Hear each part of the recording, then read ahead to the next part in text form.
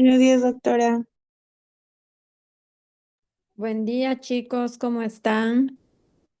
Buenos días. Buenos días, doc. Buenos días. Buenos días, doctora. Buenos días, doctora. Les escucho deprimidos.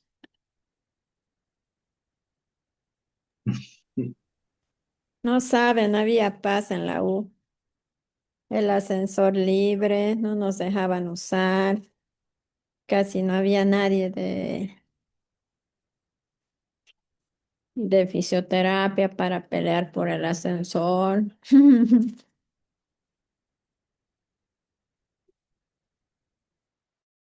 ¿Y cuándo van a venir supuestamente los de promoción, doctora, a la U? Está lleno, te cuento, llenito de buses está por ahí, por eso igual me ha atrasado, un tráfico horrible. ¿Cada cuánto harán ahora sí? Porque creo va a ser todo el día.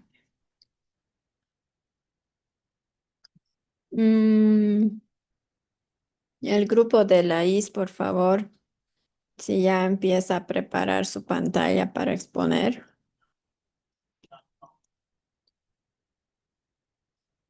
Y pueden estar ya firmando ahí en el chat, por favor. Doc, disculpe, le envié solicitud para poder compartir pantalla. Ya te respondí, mi niña, he puesto que se podía. No sé si te permite.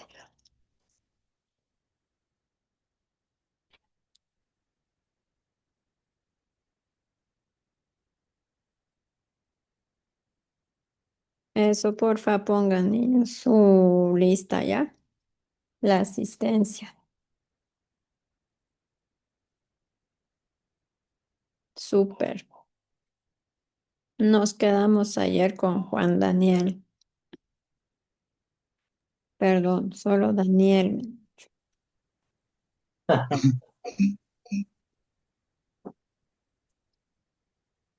Unos minutitos vamos a esperar que se conecten todos, por favor, Juan Daniel.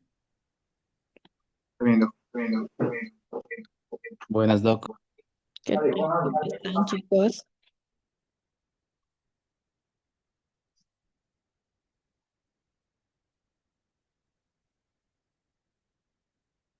Yo ya estoy lista con mi cuadernito para calificar igual.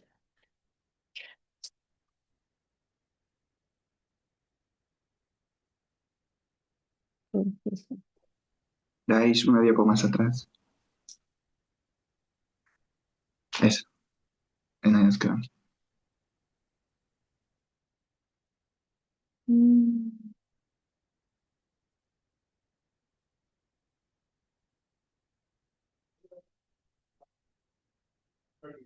Creo que ya están entrando todos. Hay 43.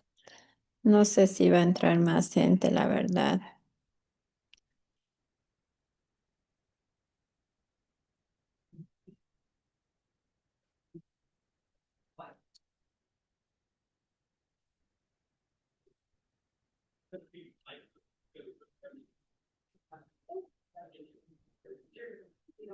¿Qué les parece si ya empezamos? Ya 42 ya es un buen número. Y entonces voy a Va. empezar. Mm, bueno, como nos quedamos ayer en la hipertensión por sobrecarga de volumen en pacientes sin riñón. Eh, no tienen, los pacientes no tienen riñones, pero dependen de un riñón artificial, la cual se llama diálisis. Ahora, en sesiones de diálisis, bueno, en las sesiones de diálisis se retienen el sodio y el sal y agua, hace que esto aumente igual otra vez el volumen extracelular, como el volumen sanguíneo, lo cual hace que se eleve la presión arterial. Y se realiza una diálisis en la cual se va a eliminar el agua y la sal. Y ahí haría esto que baje la presión arterial. Esto nos demuestra que el volumen extracelular tiene un papel muy importante en la hipertensión por sobrecarga de volumen. La siguiente diapo.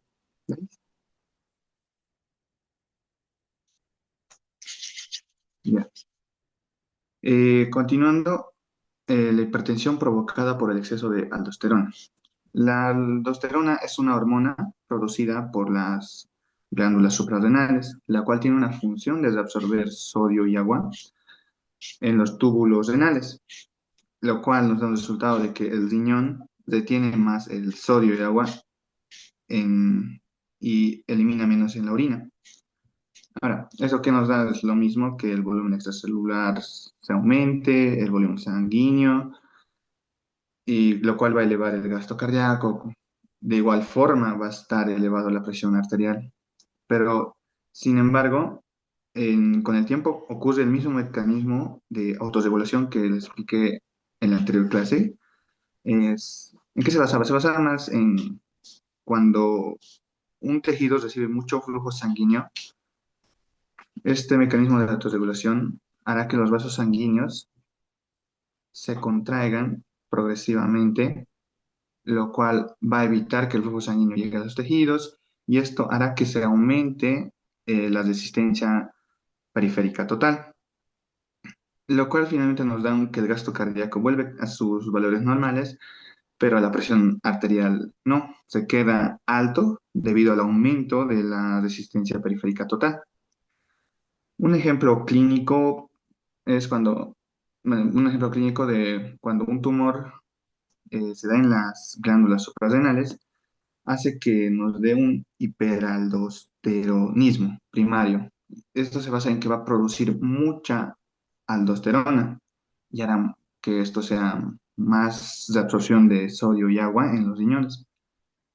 Y por ende, igual va a aumentar el volumen sanguíneo, el volumen extracelular y hará que suba demasiado la presión arterial. A continuación, mi compañero.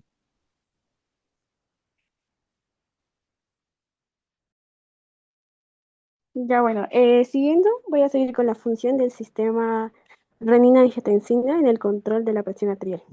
Bueno, los riñones tienen la capacidad de poder controlar la presión arterial a través del volumen del líquido extracelular.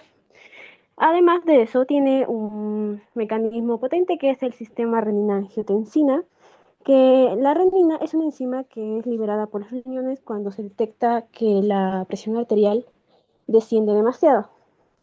Esto se puede dar de varias formas. Algunos componentes que tenemos del sistema renina-angiotensina son, son la renina principalmente, que estas se sintetiza y se almacena en las células yuxtaglomerulares, que estas células son mastocitos lisos que se encuentran en las paredes de las arteriolas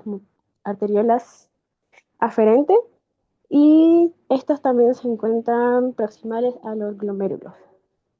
Existen varios factores que ayudan a la secreción de la renina, que son el sistema nervioso simpático, también las hormonas y las prostaglandinas, y también puede ser el óxido nítrico.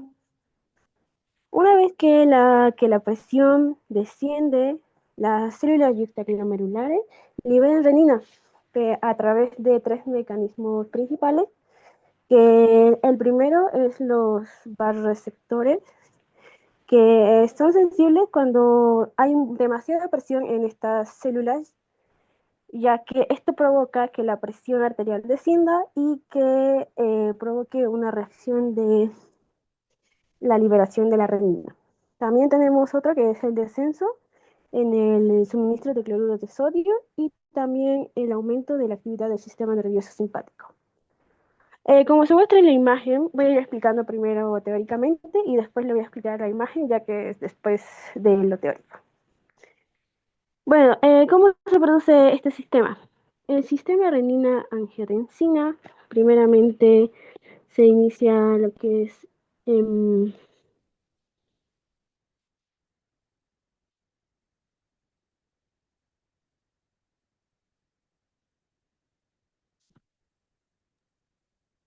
Michelle, creo se Pero ha perdido tu audio o solo es para mí, no sé si alguien puede sí, avisar. perdón, perdón, es que no tengo buena cobertura, lo siento. No te Sí, se preocupes. escucha muy bien. No te preocupes. Creo ahora ya se escucha mejor. Lo siento. Ya, bueno. Siguiendo, un dato importante es que la renina, como ya había mencionado, es una enzima liberada por el riñón. En sí no es una sustancia vasoconstrictora todavía, porque esto va a ocurrir después que se produce la angiotensina 2. Bueno, una vez que esta renina enzimática se da encima de otra proteína, que es una globulina, que es el angiotensinógeno, que es una proteína producida por el hígado. Esta libera lo que es un péptido de 10 aminoácidos y así se produce la angiotensina 1. Una vez que esta angiotensina 1 está producida, pues todavía no tiene la suficiente capacidad de ser una sustancia vasoconstrictora. Así que la renina está en nuestra sangre aproximadamente entre 30 a 60 minutos y lo que en este tiempo sigue produciendo lo que es angiotensina 1 en la sangre. Una vez que la angiotensina 1 ya está ahí, se escinden, en otras palabras, de los 10 péptidos, se liberan lo que son dos aminoácidos y queda siendo un péptido de 8 aminoácidos que es la angiotensina 2. La angiotensina 2 sí tiene la capacidad de ser una sustancia vasoconstrictora, ¿sabes? Esta angiotensina 2 está también favorecida y producida en el pulmón, ya que ahí actúa lo que es la enzima convertidora de antígeno, que es la ECA, ya que esta enzima se encuentra en el endotelio de los vasos pulmonares. Por eso es que se llega a formar ahí. La angiotensina 2, como ya tiene la capacidad de ser una sustancia vasoconstrictora, pues tiene dos funciones muy principales que, como le dije, ayuda en la vasoconstricción de la función circulatoria, pero el problema de esta angiotensina 2 es que no está durante mucho tiempo, solo está entre 1 a 2 minutos porque hay angiotensinasa, que estas son medio que enzimas, bueno, son enzimas que inactivan la angiotensina, especialmente la angiotensina 2, evitando que ésta cumpla su función de vasoconstrictor a la circulación. Y también otro detalle importante es que ayuda en la retención del sal y agua, ya que este nos ayuda al aumento de volumen sanguíneo y ayuda a mantener una presión arterial estable. Bueno, ya explicando con la imagen que yo llegué a poner, ahí se ve claramente lo que he explicado paso a paso. Primero se comienza con el descenso de la presión arterial y una vez que se detecta eso, el riñón libera lo que es la renina. Y como dije, es una enzima, entonces llega a ser ya gracias a una proteína plasmática que es el angiotensinógeno, que es una proteína liberada por el hígado. Y una vez que llega ahí, llega a formarse la angiotensina 1, que es un péptido de 10 aminoácidos. Y les mencioné también de la enzima convertidora que se da en los pulmones y se llega a formar lo que es la angiotensina 2, ya que se libera 2 aminoácidos y llega a ser un péptido de 8 aminoácidos. Este nos ayuda también en la vasoconstricción y en la retención renal de sal y agua. También en una flecha menciona la inactivada. Como les dije, la angiotensinasa inactiva lo que es la angiotensina 2, evitando que cumpla su función. Y la angiotensina 2 en sí ayuda en el aumento de la presión arterial cuando ésta llega a descender. En la siguiente imagen que se ve que está con rapidez e intensidad de la respuesta presora vasoconstrictora al sistema renina-angiotensina, en la imagen se muestra cómo sería en el caso de una hemorragia donde sí se llega a activar lo que es el sistema renina-angiotensina y cuando no se llega a activar. Por ejemplo, en esa imagen se ve que cuando ocurre la hemorragia llega hasta al 50 milímetros de mercurio, pero cuando se llega a aumentar con el sistema renina-angiotensina está sobre los 83 milímetros de mercurio más o menos. En el caso de que no se llegue a activar lo que es este sistema, estaría sobre los 60 milímetros de mercurio según lo que dice el libro. La siguiente diapositiva, por favor. Bueno, siguiendo, la angiotensina 2 provoca retención renal y agua, de sal y agua. Es un medio importante para el control a largo plazo de la presión arterial. La angiotensina, como ya les dije, es muy importante que retenga que provoque la retención en los riñones del sal y el agua. ¿Qué en sí qué hace? Lo que hace la angiotensina 2 es que estimula la secreción de aldosterona. La aldosterona ayuda también a la retención del sal y el agua en los riñones. Por eso es que esta angiotensina 2 lo estimula. Y también puede ser que actúe en los riñones directamente, reteniendo lo que es el sal y el agua. Los mecanismos de los efectos renales directos de la angiotensina 2 que provoca la retención renal del sal y agua. En este caso, lo que hace la angiotensina es que contrae las arteriolas renales, especialmente las que ya me había mencionado, que son las arteriolas aferentes, que estas cuando se contraen disminuye el flujo sanguíneo a través de los riñones. Y esto provoca una presión en los capilares, lo que esto hace una reabsorción más rápida del líquido en los túbulos. Y la angiotensina 2 aumenta la retención de sal y agua en los riñones al estimular las aldosteronas. Como ya les había mencionado, la aldosterona, la angiotensina estimula esta aldosterona para ayudar a lo que es a la retención de sal y el agua. Bueno, también tocar el tema de la imagen que está ahí, que es el análisis cuantitativo de los cambios de la presión arterial provocados por la angiotensina 2. Bueno, en esta imagen se llega a ver que hay dos puntos, dos curvas fijas que son el que está de color azul y el que está de color rojo. Y también un dato importante son los puntos de equilibrio. En la curvatura de color rojo es cuando el sistema renina-angiotensina está bloqueado, entonces llega a ser menor su función. En cambio, en la curvatura que está de color azul es cuando sí está funcionando lo que es el sistema y llega a ser el 2,5% veces más su función para ayudar así al sistema renal. Bueno, eso sería mi parte.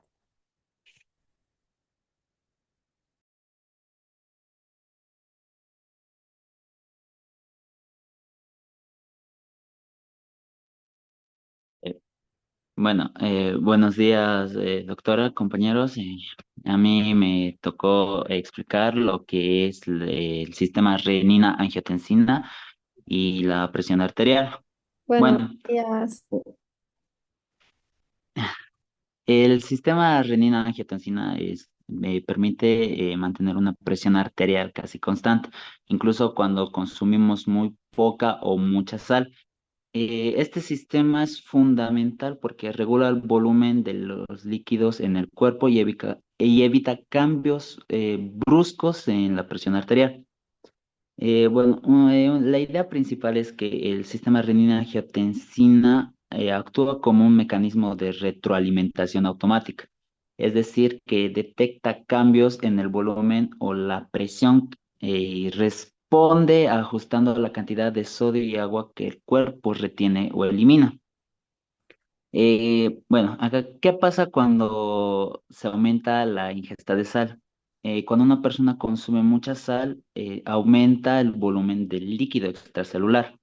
Esto tiende a elevar la presión arterial, pero sin embargo el cuerpo responde disminuyendo la secreción de renina y disminuye la formación de angiotensina 2 y como resultado los riñones van a eliminar más sodio y agua y la presión por lo general solo aumenta hasta ligeramente unos aproximado de entre 4 a 6 miligramos de mercurio.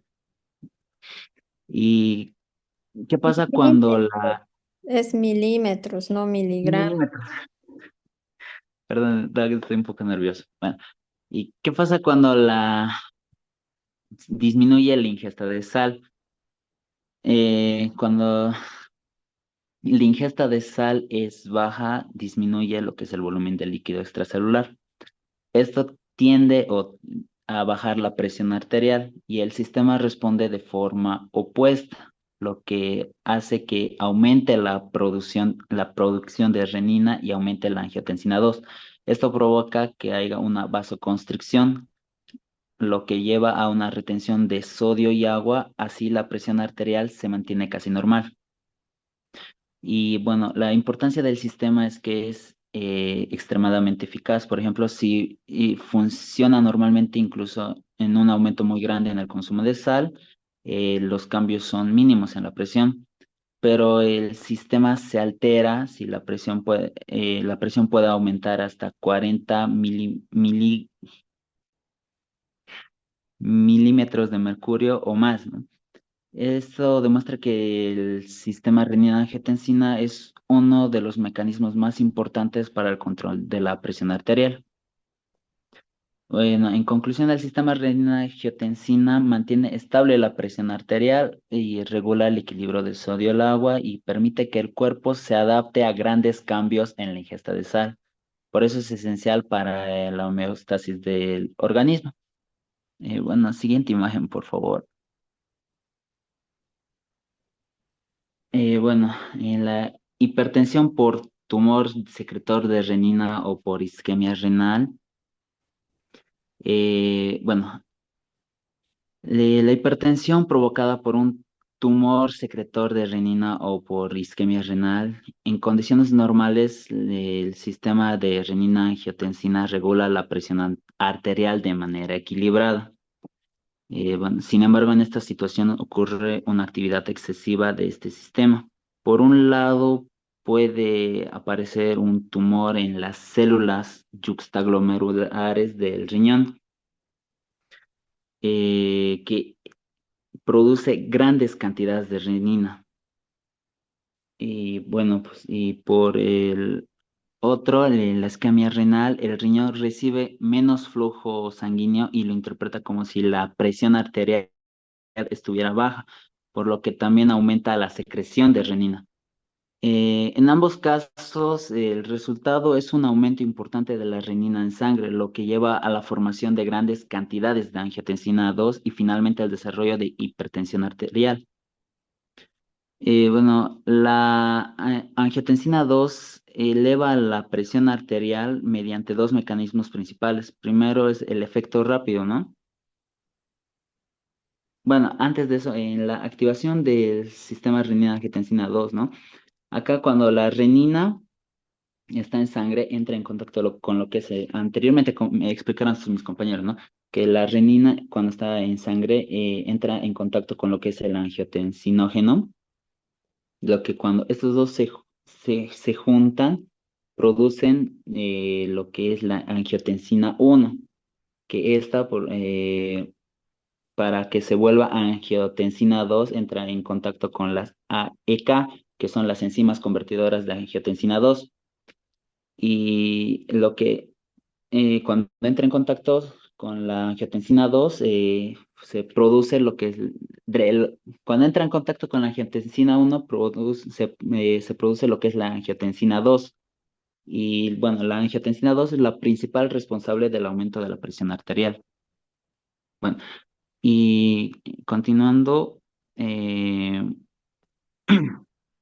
la angiotensina 2, como eleva la presión arterial mediante dos mecanismos principales, el primero es un efecto rápido que ocurre en cuestión de segundos y consiste en la vasoconstricción de las arteriolas de todo el cuerpo. Eh, Esto aumenta la resistencia periférica total y eleva de manera inmediata la presión arterial. Y el segundo mecanismo es un poco más lento, pero más importante a largo plazo, ya que la angiotensina 2 actúa actúa sobre los riñones promoviendo la retención de sodio y agua, lo que incrementa el volumen de líquido extracelular y en consecuencia la presión arterial. Este efecto se desarrolla en días y es el principal responsable de la hipertensión sostenida. Y bueno, en estudios experimentales, esto se ha observado que la infusión continua de angiotensina 2 durante varios días o semanas produce una hipertensión prolongada o similar a la que ocurre en estos pacientes. Eso demuestra que incluso cantidades moderadas de angiotensina 2 pueden mantener la presión arterial elevada cuando actúan de forma continua. Bueno, en conclusión, tanto los tumores secretores de renina como la isquemia renal provocan una activación excesiva del sistema renina-angiotensina, generando altos niveles de angiotensina 2, que esta hormona aumenta la presión arterial de forma rápida mediante vasoconstricción y de forma sostenida mediante la retención de sodio y agua, como les mencioné anteriormente, siendo este último mecanismo el más importante en la hipertensión a largo plazo. Siguiente imagen, por favor. Eh, bueno, acá en la hipertensión de Goldbach o el único riñón, es un tipo de hipertensión que ocurre cuando se elimina un riñón y en este se produce como constricción en la arteria renal del riñón. Esta situación provoca que llegue menos sangre al riñón, lo que genera una disminución de presión en la arteria renal distal a la zona de la constricción. El riñón interpreta esta disminución como si la presión arterial del organismo fuera baja, por lo que activa mecanismos compensadores para aumentarla. En una primera fase que ocurre en segundos o minutos, el riñón secreta grandes cantidades de renina debido al bajo flujo sanguíneo. Esto activa el sistema renina-angiotensina, aumentando los niveles de angiotensina 2 y aldosterona en la sangre. La angiotensina 2 produce vasoconstricción generalizada, lo que incrementa rápidamente la resistencia periférica total y eleva la presión arterial. Este aumento inicial de la presión ocurre con rapidez, especialmente durante la primera hora. Posteriormente, en una segunda fase más lenta que se desarrolla a lo largo de varios días, la angiotensina 2 y la aldosterona estimulan la retención de sodio y agua en los riñones. Esto provoca un aumento del volumen del líquido extracelular, lo que contribuye a mantener la presión arterial elevada de forma sostenida. Durante este tiempo, la presión arterial sistémica continúa aumentando hasta alcanzar un nuevo nivel estable. A medida que la presión arterial sistémica se eleva, también aumenta la presión arterial renal distal a la constricción, lo que permite que el riñón reciba nuevamente un flujo sanguíneo adecuado. Como consecuencia, la secreción de renina disminuye y vuelve casi a niveles normales en un periodo de 5 a 7 días. Bueno, sin embargo, la presión arterial ya ha establecido en un nivel elevado debido al aumento del volumen de líquidos en el organismo. Bueno, en conclusión, la hipertensión de Goldbach con un riñón único se caracteriza por dos fases principales. Una fase inicial rápida y medida por la vasoconstricción causada por la angiotensina 2 y una fase más lenta sostenida debido a la retención de sodio y agua. Este mecanismo demuestra cómo una disminución del flujo sanguíneo renal puede activar el sistema renina-angiotensina y generar una hipertensión mantenida en el tiempo. Siguiente imagen, por favor. Bueno, continuando en la hipertensión de mecanismos de la renina-angiotensina. Acá hay dos situaciones que aumentan la secreción de renina y elevan la presión arterial. En el primero, continuamos, tenemos lo que es la hipertensión de Goldbach con dos riñones. Bueno, la hipertensión causada por riñones enfermos que secretan renina de forma crónica, en el caso de la hipertensión de Goldbach con dos riñones, la situación se presenta cuando una de las arterias está estrechada, mientras que el otro riñón se mantiene, o bueno, tiene una circulación normal.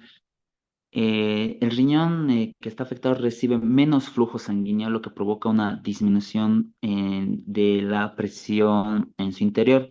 Este riñón interpreta esta situación como una baja presión arterial general, por lo que responde aumentando la secreción de renina. Esto activa el sistema renina-angiotensina, incrementando los niveles de angiotensina 2 y aldosterona en la sangre. Bueno, como consecuencia, el riñón afectado no solo produce renina, sino que también retiene sodio y agua debido a la baja presión que recibe. Y bueno, al mismo tiempo, aunque el riñón, aunque el riñón sano reciba el flujo sanguíneo normal, ¿no? También este se ve afectado por la acción de la angiotensina 2 y la aldosterona que circulan en sangre. Estas hormonas inducen en el riñón sano a la retención de sodio y agua. De esta manera, ambos riñones contribuyen al aumento del volumen del líquido extracelular, aunque por mecanismos diferentes, ya que el resultado final es el desarrollo de una hipertensión arterial sostenida. Bueno, en este mecanismo tiene una gran importancia clínica, ya que se puede observar en pacientes con estenosis en una arteria renal, generalmente causada por aterosclerosis. Bueno, en estos casos, aunque solo un riñón esté directamente afectado, ambos participan en el desarrollo de la hipertensión. Bueno, por otro lado también, ¿no? La hipertensión también se puede producir en pacientes con riñones enfermos que presentan en áreas isquémicas distribuidas en forma de parche, ¿no? Ese es el segundo que les quería explicar, ¿no? Que es la hipertensión por riñones enfermos que secretan renina de forma crónicamente. Bueno, en estas zonas con menor irrigación sanguínea, el tejido renal secreta renina de manera continua. Esta renina activa el sistema renina-angiotensina, lo que aumenta la producción de angiotensina 2, que provoca retención de sodio y agua en las zonas sanas del riñón. Como resultado, se genera un aumento de volumen de líquidos y una elevación sostenida de la presión arterial. Bueno, tanto en la hipertensión de Goldbach con dos riñones como en la hipertensión por riñones enfermos con áreas isquémicas, el mecanismo principal es la secreción excesiva de renina. Esta activa el sistema renina-angiotensina provocando vasoconstricción y retención de sodio y agua, lo que conduce al desarrollo de hipertensión arterial mantenida. Eso sería todo de mi parte.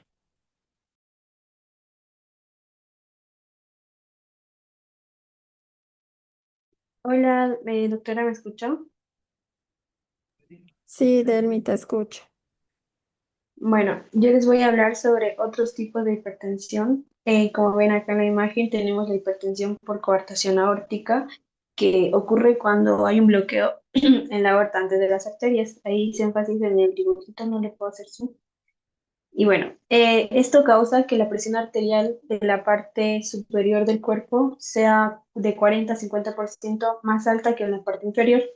El mecanismo que tiene es baja la presión en riñones, se secreta renina, se forma angiotensina y aldosterona. Esto provoca la hipertensión en la parte alta del cuerpo. También tenemos la hipertensión en preeclampsia, que ocurre entre 5 a 10% de embarazos, y la causa es que la placenta isquémica libera factores tóxicos. Estos dañan el endotelio vascular y provocan la disfunción endotelial, lo que hace disminuir la liberación de óxido nítrico, y también se provoca la vasoconstricción y la disminución de la filtración glomerular. Glomerular, sí.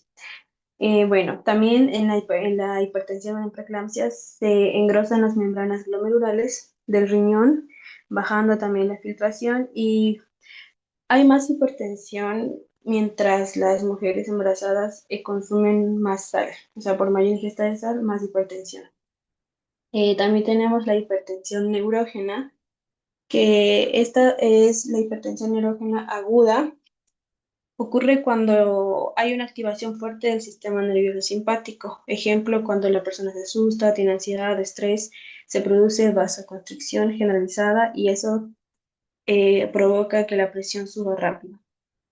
Otro tipo de hipertensión neurógena aparece cuando se cortan los nervios procedentes de los vasoreceptores o cuando se destruye el tracto sanitario. Y ¿puedes cambiar la diapositiva, por favor?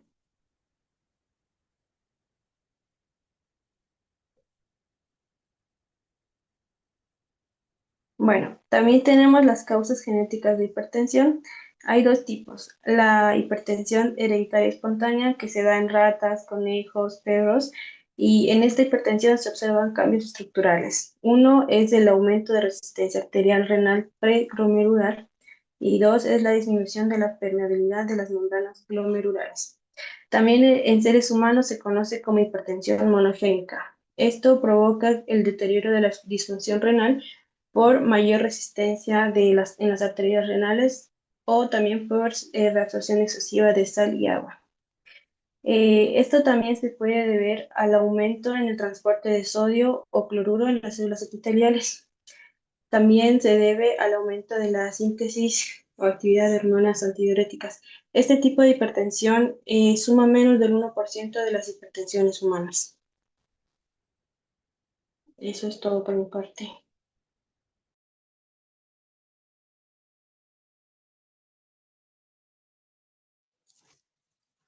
Bueno, ¿se me escucha, Doc? Bajito se te escucha.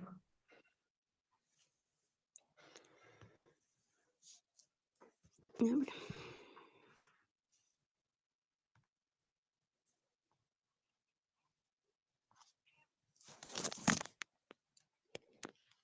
Ahora, Doc, ¿se me escucha?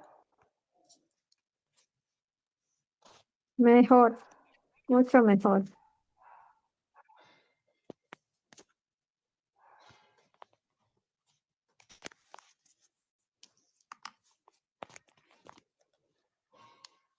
Bueno, ya, yo voy a seguir explicando sobre la hipertensión primaria esencial. Bueno, la hipertensión primaria esencial es un tipo más frecuente de hipertensión arterial. Esta se presenta aproximadamente en el 90-95 de los casos de hipertensión arterial, pues se le denomina hipertensión arterial por hipertensión arterial primaria esencial porque no tiene una causa única identificable. Pues esta se puede llegar a dar por varios factores. Una de las causas o motivos o factor podría ser que se dan más frecuentemente en un 65 a 75%, es el